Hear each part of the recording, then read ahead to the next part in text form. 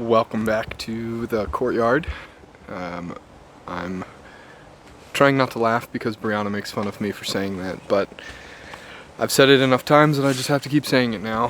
I have a lot of footage, and so you're not gonna be seeing my face a whole lot because I just want to put it all up there and talk about it as it happens.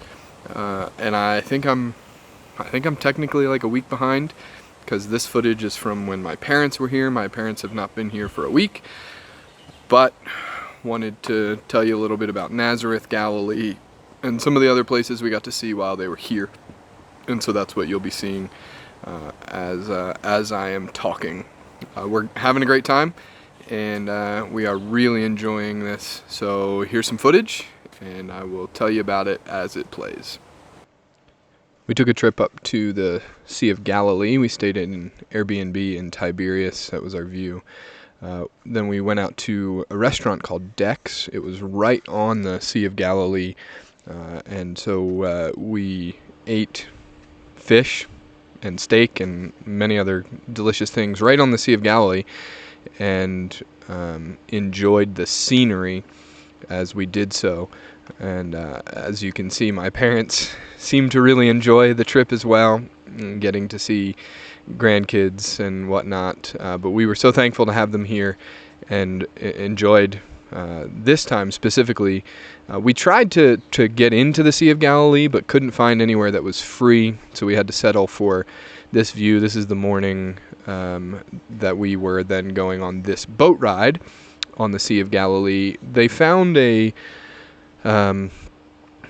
I guess like a fossil of a boat near the Sea of Galilee, and it apparently looks something like this. And so they have a bunch of replicas that they take out, and you get to dance the Hava Nagila on, which you'll see. We got to see some helicopters too. But we were all dancing the Hava Nagila. Our tour guide here is telling us all how to do it, and explaining the steps and whatnot.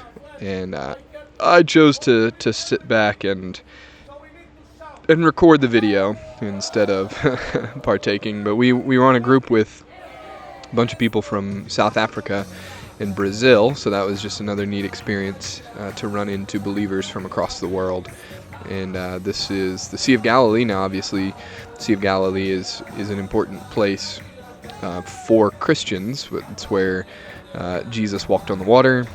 Peter stepped out with him and took a couple steps and started falling and cried out for Jesus to save him.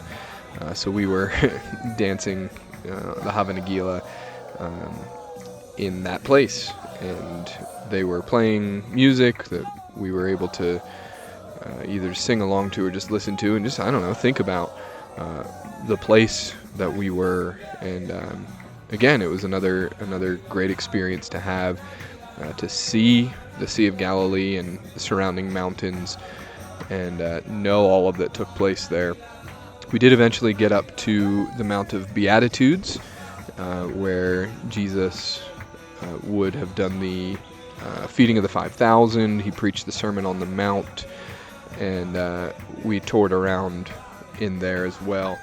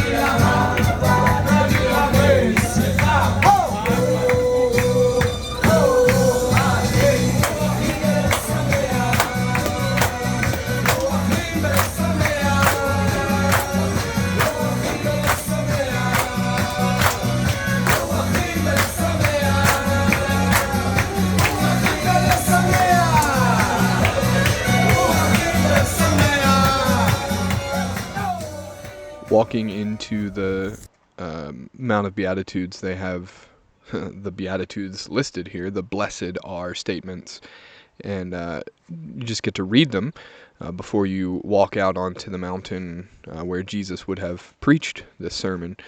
And so it's just, I don't know, a good way to kind of get in the right mindset as you're walking in. This is the church that they built there, and it has in the Greek there the Beatitudes as well, the blessed are statements.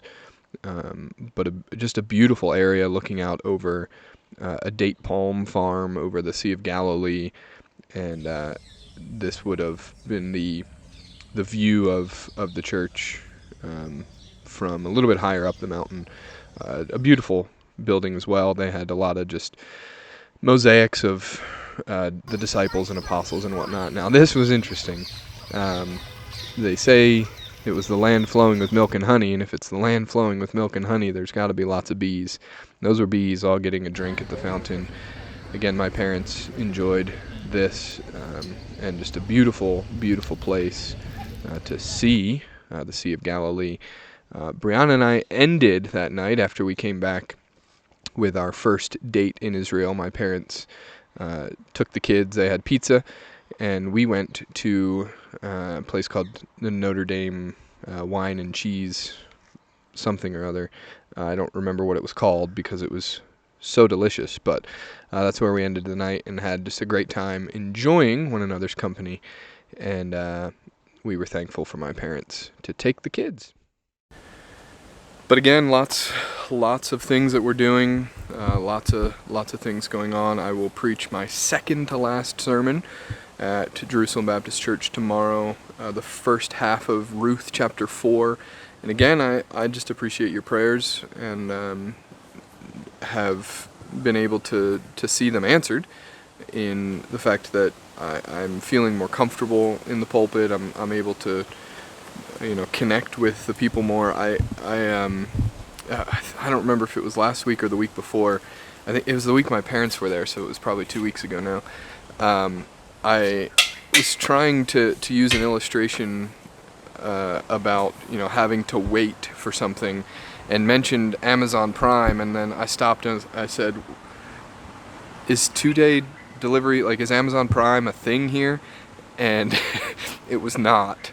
And so that kind of fell flat, but I had a backup just in case. So it ended up being able to make the point, so that was good. But I've enjoyed preaching. The book of Ruth is just an amazing book, getting to see the gospel unfold in the narrative as it takes place. But I'll be preaching again tomorrow, and you can pray for us and pray that would go well. And we have just over a week, I think. So our time is really going fast, and we want to make the most of it.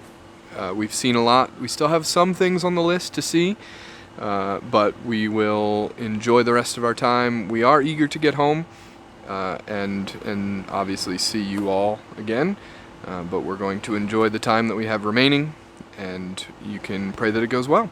So we will catch you in the next one. Thanks again for watching, and we'll see you in a little bit. Shalom.